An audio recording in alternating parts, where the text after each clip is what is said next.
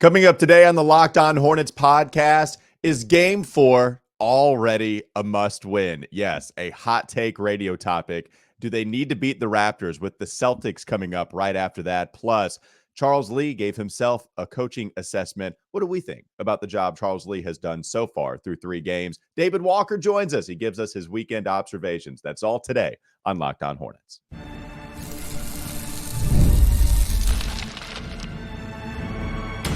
You are Locked On Hornets, your daily Charlotte Hornets podcast. Part of the Locked On Podcast Network, your team every day. In a minute, cuz we live.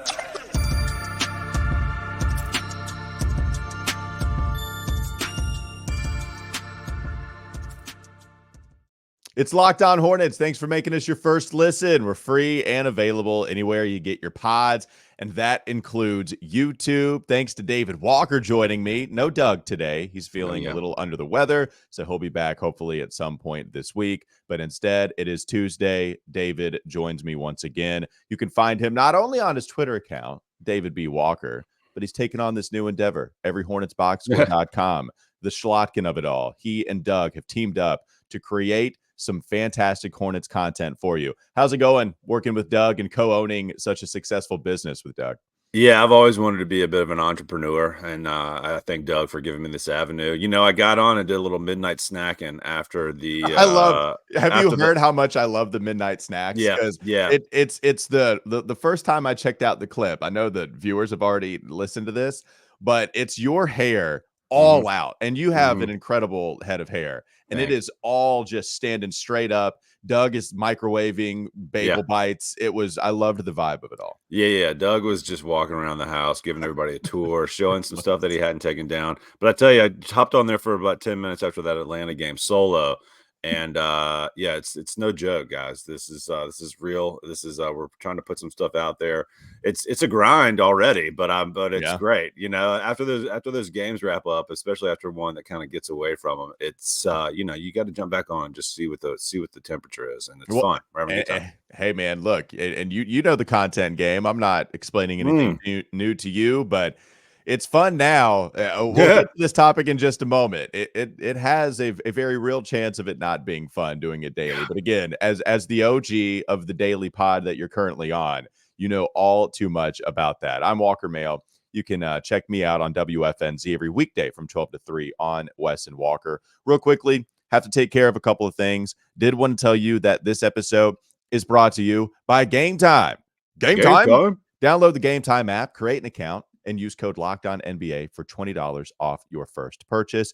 And because Doug is a part of so many things, it means he's also a part of the Locked On Hornets newsletter. That's right, your favorite podcast now has a newsletter introducing the Locked On Hornets daily newsletter, one stop for ultimate team and league coverage delivered right to your inbox. Sign up for free now at LockedOnDaily.com. That's LockedOnDaily.com, and start your day with the all-new free Locked On Hornets team newsletter. David, I don't want to go doomsday here. It's not doomsday. We already feel good about the 1-2 start. Me and Doug both talked about that just yesterday.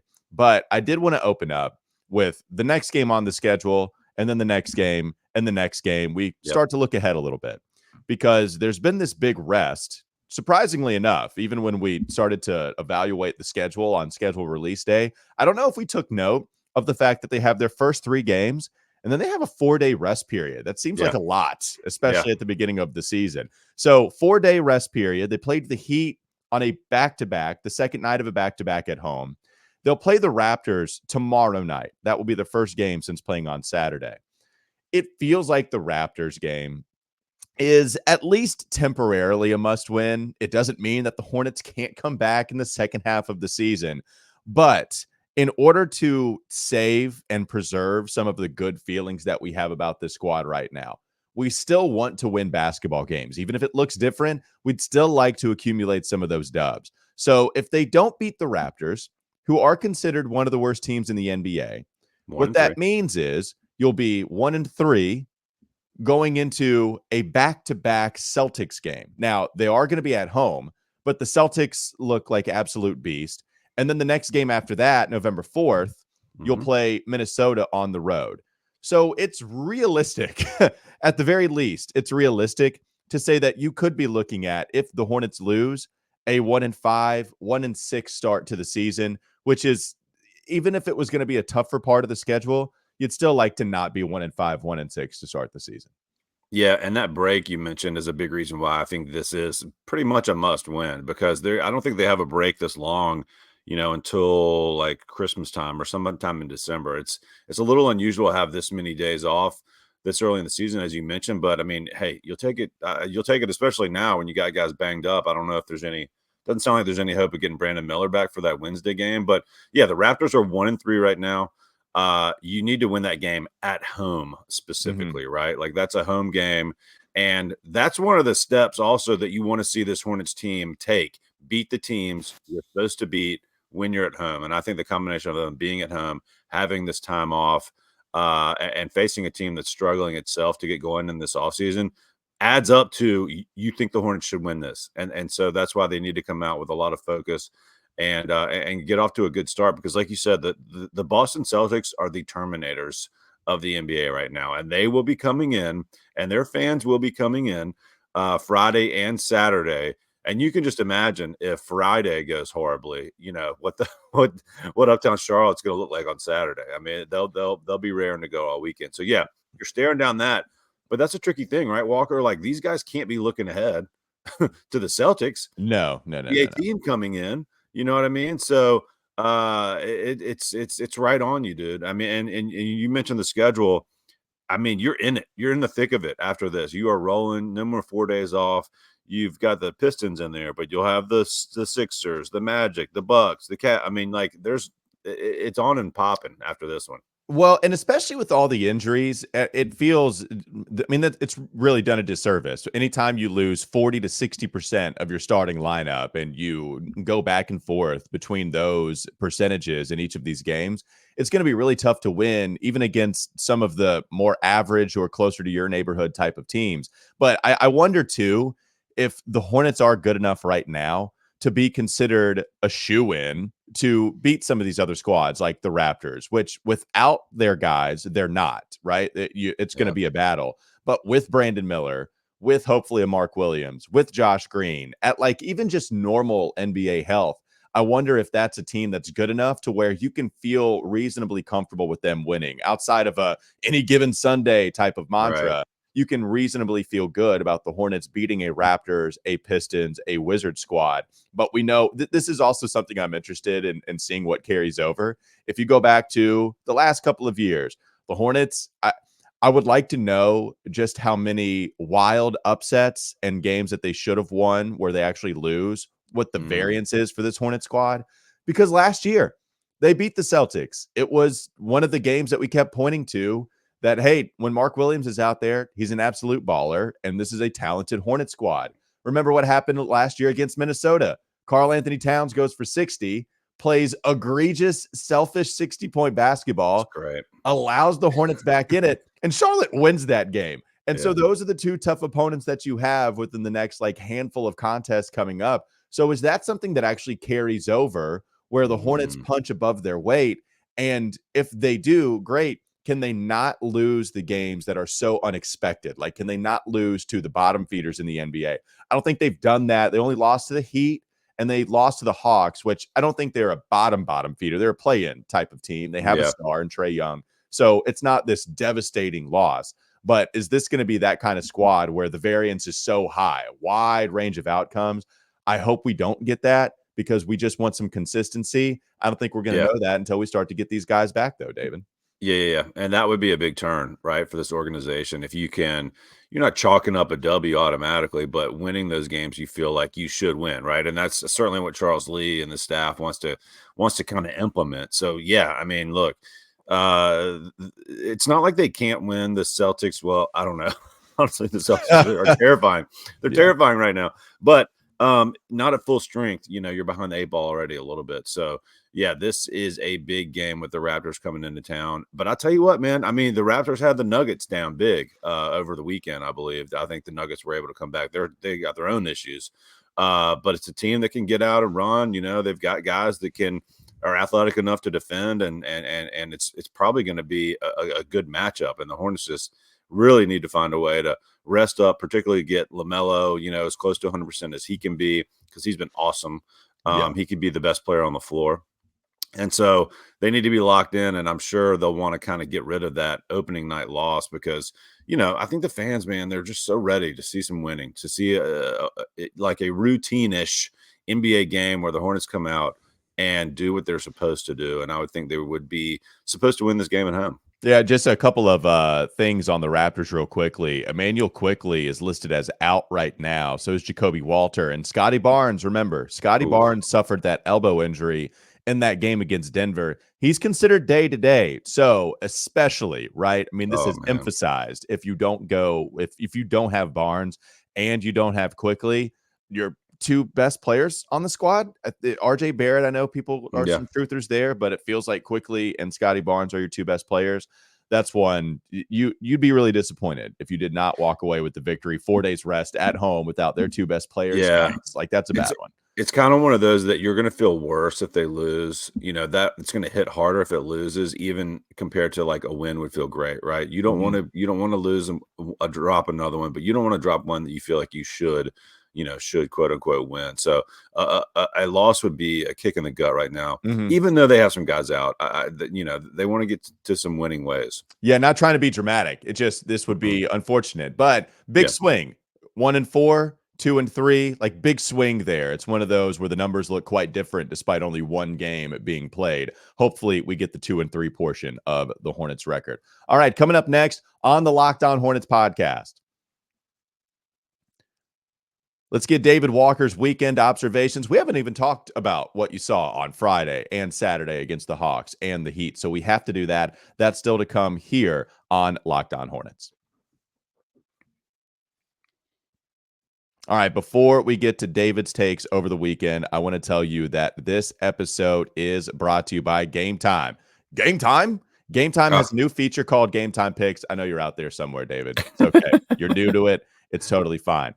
Game Time Picks makes getting tickets to see your favorite teams play live even easier. Game Time Picks filters out all the fluff to show you only incredible deals on great seats, so you don't have to waste time searching through thousands of tickets anymore. Don't do that. Game Time Picks makes it easier to save more on sports, concerts, comedy, theater, and more. They have it all in pricing, and then toggling this feature shows the total up front with no surprise fees at checkout. They give you seat views. You can get a panoramic view from your seat in the app before you buy. Plus, they give you a lowest price guarantee. And this might be my favorite part. If you don't get a lower price with Game Time, then they will credit you 110% of the difference. Not 100, 110% of the difference. Take the guesswork out of buying tickets with Game Time Picks. Download the Game Time app. Create an account, use code LOCKEDONNBA for $20 off your first purchase. Terms apply. Again, create an account, redeem code LOCKEDONNBA, LOCKEDONNBA for $20 off. Download Game Time today. What time is it? Game time? No, he still didn't do it. All right, More Locked On Hornets coming up in just a moment.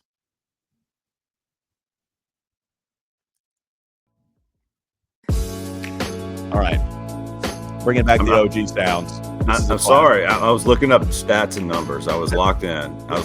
I need you to be locked in. I need all your help, so that's perfect. If it means sacrificing game time, then so be it. Even though we were talking about it before we hopped on the mic, the people live for game time. I know. Like, me and Doug hit it in unison. It was perfect. All right, I got that loop. Somebody stop it. People live for the game time to be said in unison, like right perfectly, and the YouTube comments often fill that up, so they might be disappointed.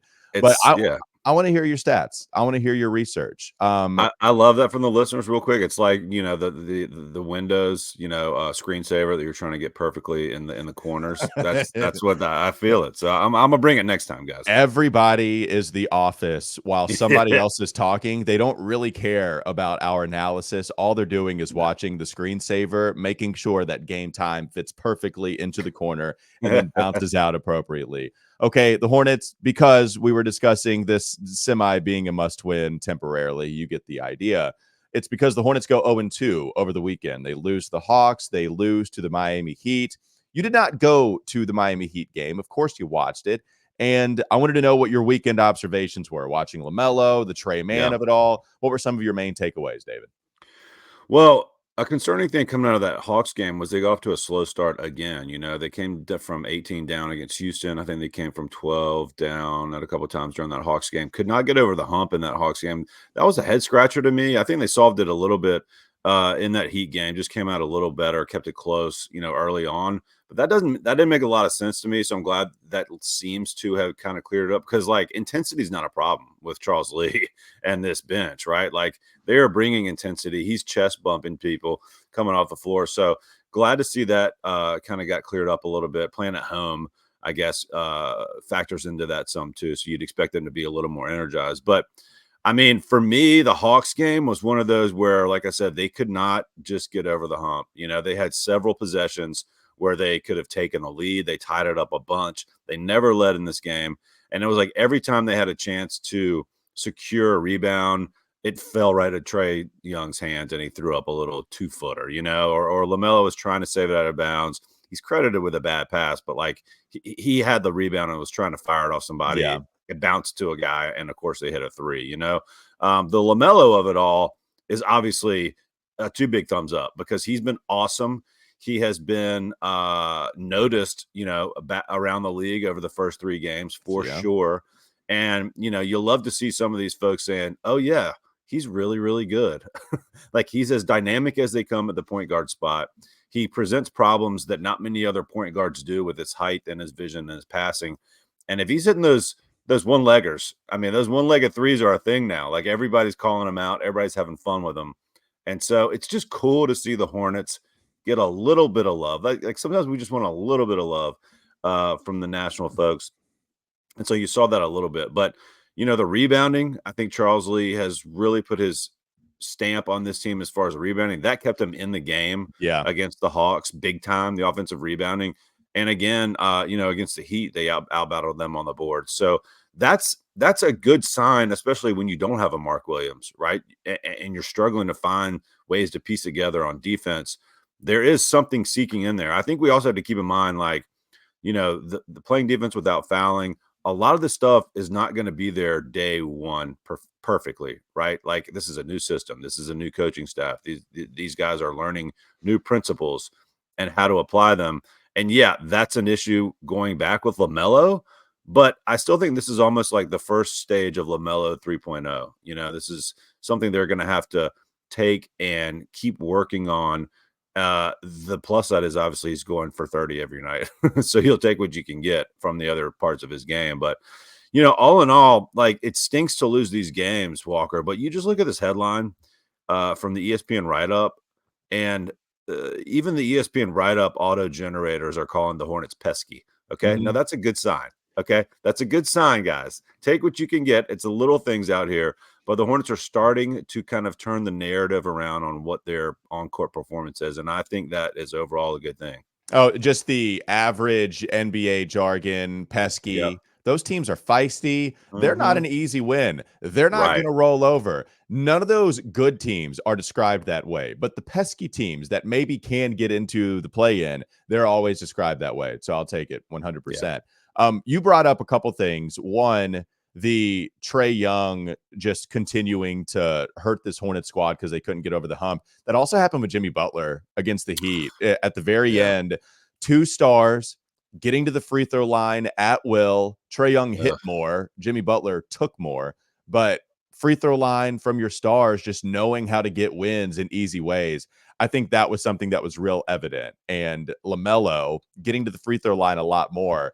I think that's something you want to see, right? If you want to see, okay, Trey Young's always been very good at it. Jimmy Butler's always been very good at it. They're breaking it out when it's winning time. Right. With LaMelo being more comfortable, I wonder if LaMelo will ever break that specific part of his game out during winning time. They're not looking to be the hero with this crazy shot from 35 feet away to get the SportsCenter top 10 highlight.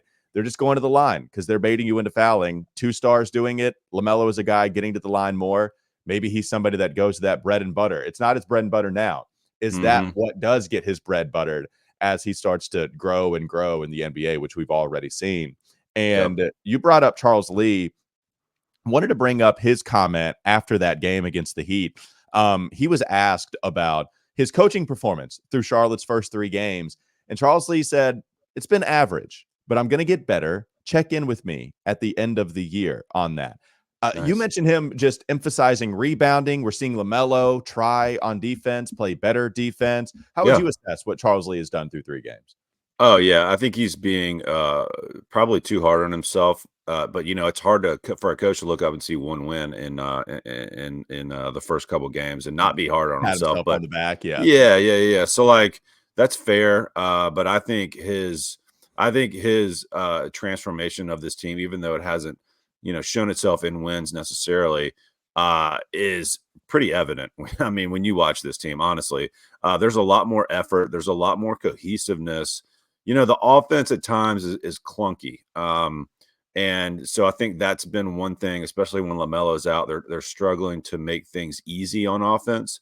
But the defense, the rebounding, especially like I said, without Mark Williams out there, those are things that are just, hey, concentrated effort for the entire game, right? And so that is being absorbed, and that's being implemented on the floor. So that's a big thumbs up. Like I said, what did the ownership say? This is what this stage 2 or something of a 9-stage process, right? Of turning this thing around culture wise and performance wise. So step 1 of that is just the eye test and watching these games and saying, okay, these guys are competing. They're trying to do the right things. They're implementing a new set of values and principles, and Coach Lee's leading that. Like I love the energy we're seeing from him, obviously, and it's rubbing off. You saw it in that first night opening win. They were so excited for him. And so I think it's just a sign of good things to come. And just one thing, you mentioned LaMelo and those other guys, those other superstars. It's really like slowing the game down at that point in winning time, right? It's controlling all facets of that game, being able to slam on the brakes like a Luka or a Trey Young or a Jimmy Butler and get those 2 easy buckets. And like that's another evolution for LaMelo. I think that's a fair thing to say. But he's still learning the game from that vantage point as well. And I think Lee's going to help out with that because, Tatum does that, Brown does that. Like he's seen guys, Giannis, Dame, so I think that's all coming with Charles Lee. And I think he should probably give himself a little more credit because for those of us that have been watching, like it's almost night and day, honestly. It's a lot of the same people out there, but they're going after it in a totally different way. Yeah, well, we can sense a difference. Hornets fans know that it feels different here. But with Charles Lee emphasizing the rebounding and the defense and all that, calling himself average. So offense, defense, one, you mentioned the offense being clunky. That has to do a little bit with the injuries, right? When you're losing Brandon Miller, they ran a bunch of stuff with Miller at the helm, which is what you do with such a talented player.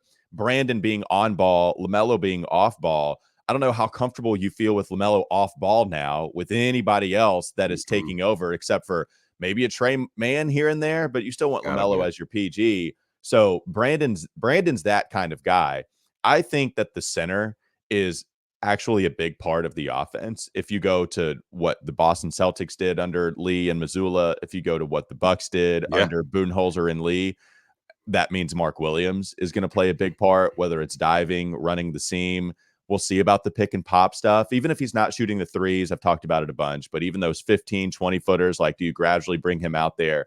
We know about Charles Lee saying he wants his center to shoot. I think Mark Williams is actually a big part and makes a difference. Yes, of course, on defense with rim protection, but also offensively, which I think is underrated with him, especially also with Nick Richards being the guy out there who actually I think has played better than what he did in preseason. So shout out to Nick Richards for turning that around. But still, Mark Williams is your guy when healthy, and he just hasn't been out there.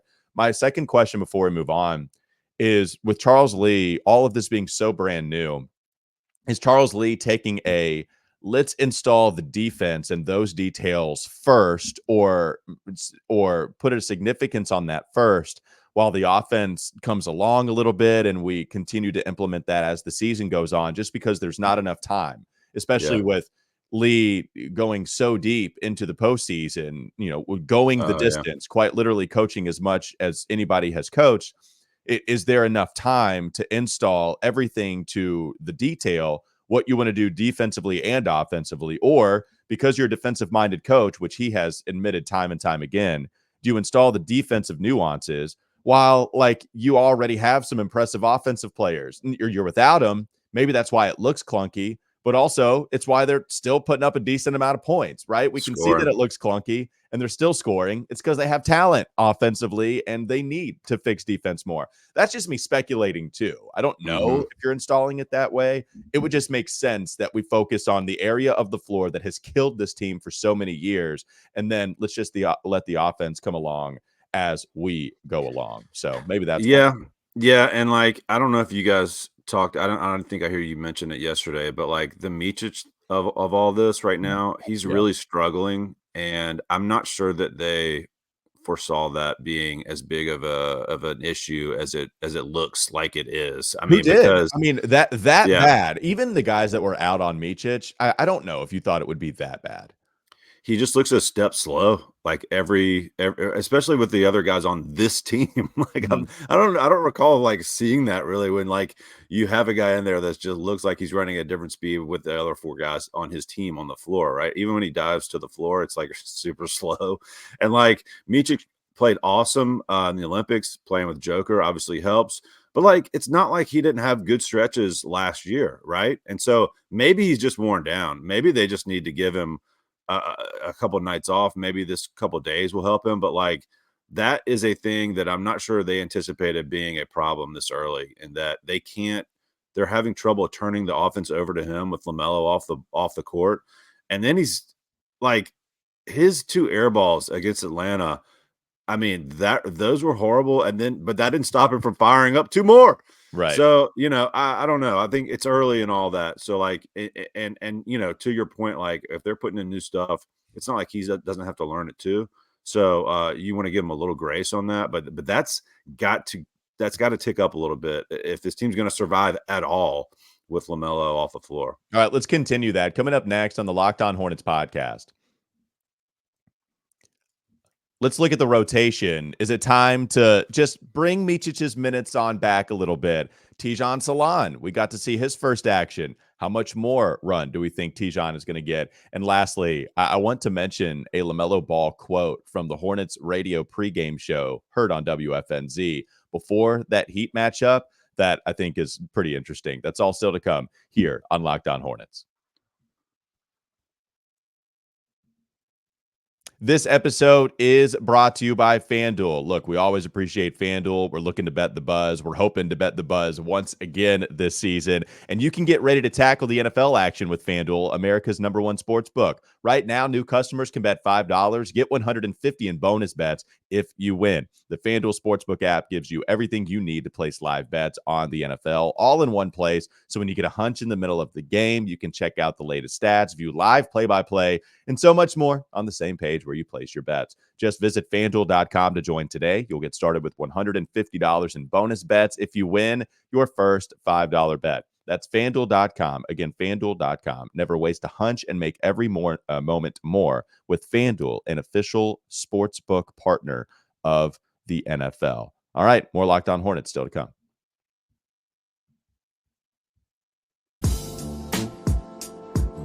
Vasa Mičić. Yeah. It's not been pretty. I liked what Mičić brought us last year. I think most people kind of liked what Mičić brought us. Trey Mann was still, I think, slightly better, especially when you include defensively and maybe even, a chunk better. It's why he was starting the entire time. But he was so good in the Olympics. We did see him play really well. And it was like independent of Jokic, which maybe isn't even all that possible because he's got gravity. You're always thinking about him, but you get the idea. You still saw Mičić play really well. I think there is this element of being worn down. I am a little surprised at the processing also being slow rather than just the lack of athleticism. And you're right. He does look like the old guy. On the world famous WFNZ text line, I have seen people clamoring for Nick Smith Jr. to go out there instead of Vasa Mičić. So if this continues with Mičić over the next couple of games and you're just looking for an injection of youth, and you still don't have Brandon Miller back, which leaves like some kind of backcourt hybrid role open that would help Nick Smith Jr. Do you think it's time to go there? Like I will say it doesn't seem like Charles Lee is wanting to rely on the real young guys right now. Diabate Right. is the only one, but we don't see Tijan. We don't see NSJ, despite Micic not being a plus out there on the basketball court. I just, it's real easy to see NSJ fail defensively, which he's not been good. He's been really bad. And if he's not hitting shots, then goodness gracious, I just don't know if Lee can Yeah. experiment with that. I want it to work. I think they gave him a lot of responsibility in summer league. I just don't think Charles Lee is going to go to NSJ, even with Micic struggling the way he is the last couple of games. Yeah, it doesn't seem like it, but I mean, yeah, you look at Micic and only played 10 minutes in that Heat game, already a No, that's season true. low. You know what I mean? So he's trying to stretch it out a little bit. Trey Mann is obviously taking up a ton of that slack. He played basically starters minutes, 32 minutes right there. And so they got to figure something out, though. I mean, especially if LaMelo, has some foul trouble. I just don't. I mean, where do you go for like? There's no man is your only option for anything dynamic behind LaMelo at the point guard spot. And I'm not even sure if I don't think that's his ideal spot. Right. I don't. Not that he can't do it in a pinch, but all of a sudden we're back to, wow, we don't, what happened? We have no point guard depth now. And so Nick Smith Jr., it's right there for him, but I'm with you. I just don't know if he gives him maybe a look early, against this game in the Raptors and just see what he does. But, miss a good chunk of the preseason. Maybe he's still getting up to speed, but yeah, I mean, it's going the wrong way for Micic right now as far as minutes. And, so to me, that looks like they're trying to find something. But you can't really ask Curry to do it. You know what I mean? Like, he's out there to shoot. He's already playing. Like, he was starting in this last game. So a ton of minutes for Seth Curry. He's already even out there, and that's not his role anyway. You're right. And Cody really hasn't shined either, right? I'm trying to think. I mean, they've given him a few point guard minutes or ball handling responsibility, but it's not really been something. Yeah, I mean, I think that was a Mitch Kupchak thing when they drafted him out of Nevada. He was like a hybrid point guard there, and they would use him every once in a while, big point guard. But right, it's not really what he's doing. So you're right. It used to be, hey, we have some point guard depth with LaMelo, with Trey Mann, and Vasa Micic. It's funny how just losing one guy brings all of that back down. I mean, that's just what it is,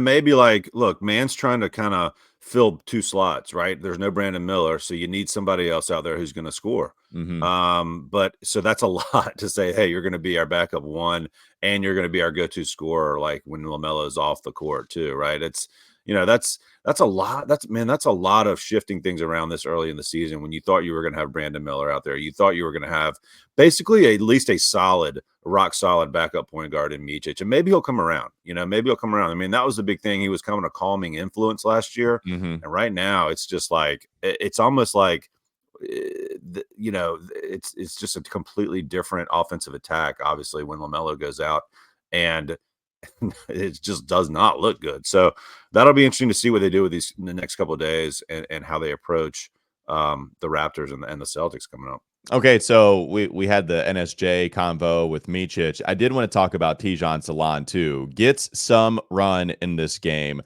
Hoist up a corner three in the third quarter. It doesn't go. Played about 9-10 minutes. Tijan, I don't know if he did anything in this game to suggest that he's going to get more run, especially in such an important game like the Raptors contest coming up, and of course 2 Celtics contests that are going to be really tough to win. You'd love to see him be able to go out there and just guard somebody for like 5 minutes, but I don't think it's quite there for the young guy just yet. You know what I mean? I mean, he's got the body and he's got the athleticism, but like, to your point, if they're trying to put in a bunch of defensive stuff, and if he's thinking instead of doing, then it's going to be tough for Charles Lee to play him. But I mean, encouraging, got in there for 9 minutes against the Heat, hadn't been out there before.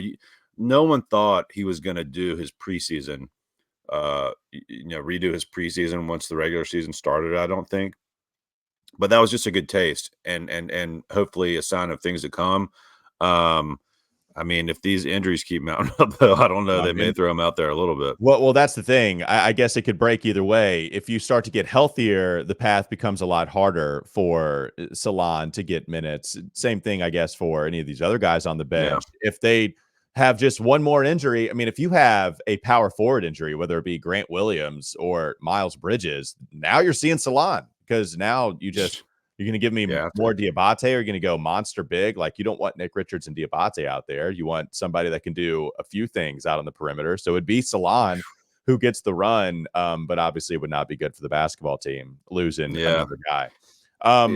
Go ahead. That's just kind of the, when you look at prognosticators for this season, that's the big issue, I think, with this, just like the depth all of a sudden, goes away with a couple injuries. And like, they're not the only people in the NBA dealing with that, but you really do look at it. I mean, if you got Diabate, who we like, Salon, who we like, if they're getting some of these minutes, and you're not even playing guys like Taj Gibson, not that we thought they would. Yeah. But we'll see. It's just it's tough quick when you lose, especially a dynamic guy in Brandon Miller. That will help and solve a lot. But and of course Mark Williams. But when will we see that? I think people are just getting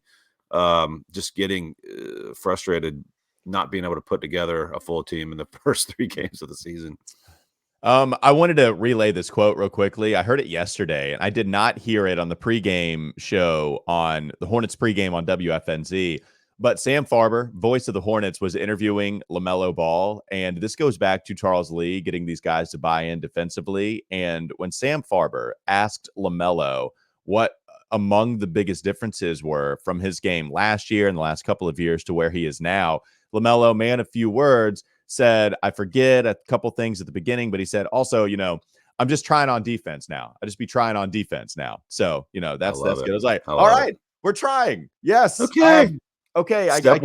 Step one. If you walk by Steve Clifford and he hears that soundbite, he probably isn't thrilled because Clifford is still in the building. But hey, man, as long as you're trying, I get it. The offensive responsibility is a lot. Charles Lee saying, that be damned. We need you to be a good defender. It's why every time Charles Lee went up to the microphone and talked about LaMelo, it was always focused on that end of the floor. And so it's just funny to hear LaMelo say, yeah, I'll be trying now. Be trying on defense. Well, okay. Yeah, you look good. Yeah. Charles Lee says it's not all about making shots. It's not all about getting buckets. That's a big piece of it. And let me just say, I love what LaMelo Ball is doing.